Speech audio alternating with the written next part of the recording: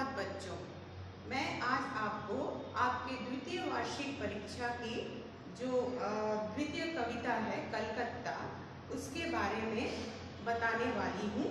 इस कविता के कवि अरुण कमल जी हैं, जो कि इस कलकत्ता शहर के बहुत ही बड़े भक्त हैं। इस शहर के प्रति उनका एक अलग ही लगाव है। जाऊंगा मैं जाऊंगा कोलकाता जाऊंगा, बार बार 100 बार कोलकाता जाऊंगा। इतना इस शहर से वो प्यार करते हैं कि वो कहते हैं कि मैं हर बार, मेरी यही कोशिश रहेगी कि मैं कोलकाता घूमने आऊं। मैं वहां तब से जा रहा हूं जब वह कलकत्ता था, तब से जब वह बायोस्कोप के भीतर था। तो कवि कह रहे हैं कि इस कलकत्ता शहर से लगाव और इस शहर से उनका परिचय तब से है जब इस शहर का नाम कलकत्ता था, कोलकाता नहीं।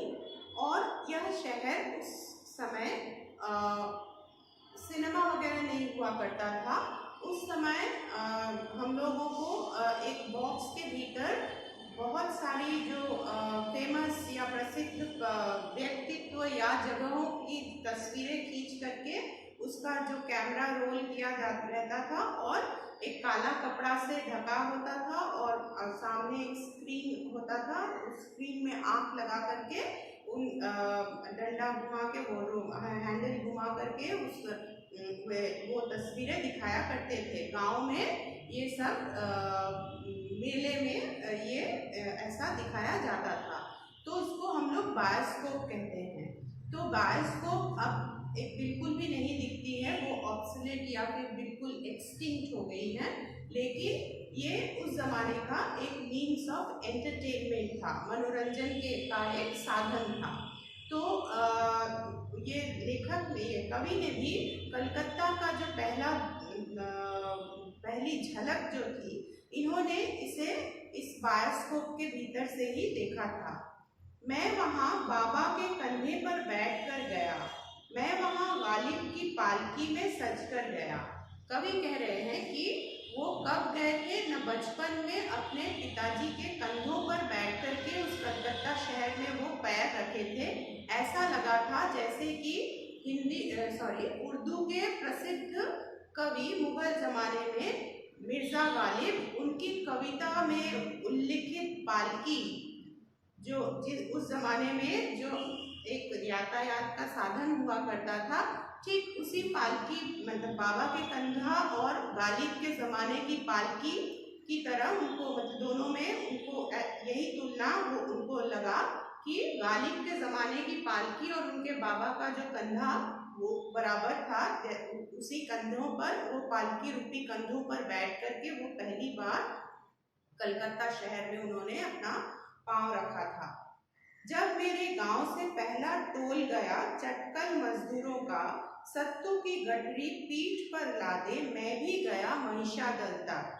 तो ये किनके साथ आए थे, ये और इनके बाबा बिहार के गांव से यहाँ बंगाल में या हावड़ा में महिषादल नाम का एक जगह है जहाँ पे जूट मिल्स, चटकल मतलब जूट मिल्स, वहाँ मजदूर काम करने के लिए आते थे। तो इसी मजदूरों के एक टोले अपने गांव, एक टोला था उनके गांव से कलकत्ता आया था।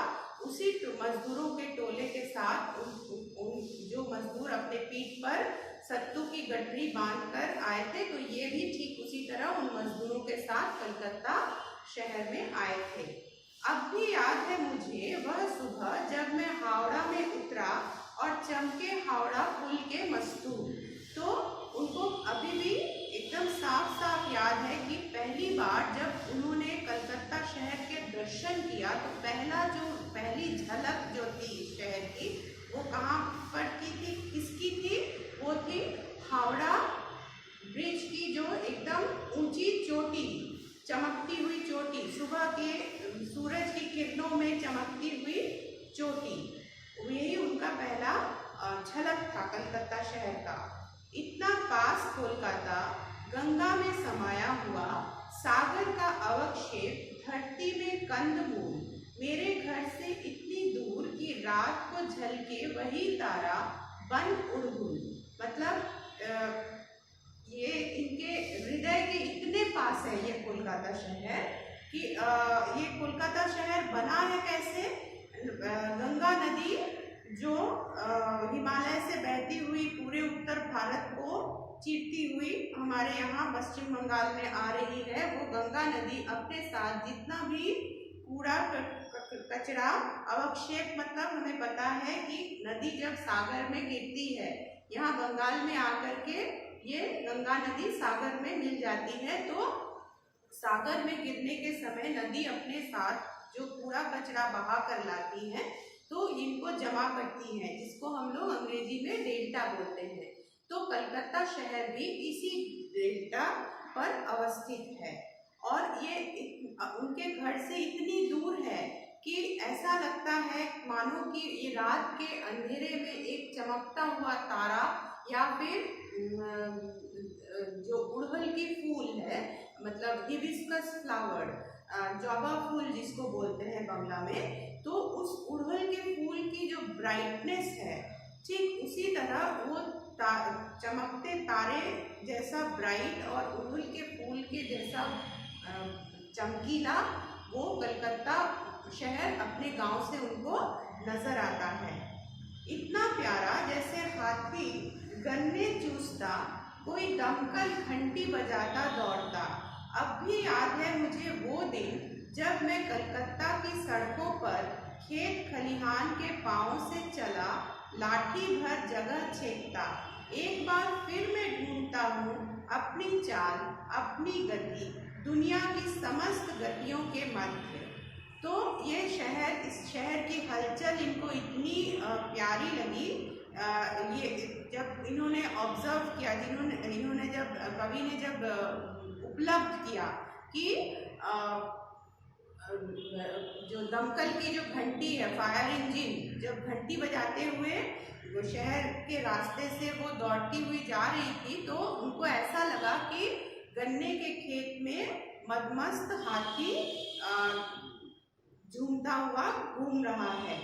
या अभी भी उनको ये याद है कि जब वो पहली बार आए थे, पहली बार, तब उस शहर के गतिविधियों के बीच थोड़ा सा अपना जगह बनाने के लिए, ठीक जैसे वे लोग गांव में खेत खलिहान में डंडा फेंक करके उतना जगह मेरा है करके वो लोग जगह छेकते हैं, ठीक उसी तरह अब इस शहर में आने के बाद कवि और उनके साथियों ने भी ठीक उसी तरह से इस शहर के भीतर अपना अपना जगह बनाने की कोशिश की और इस शहर के इस गति के भीतर वे अपनी गति को भी ढूंढने की कोशिश करते हैं। इस व्यस्तता के भीतर वो अपनी गति को भी ढूंढने की कोशिश करते हैं।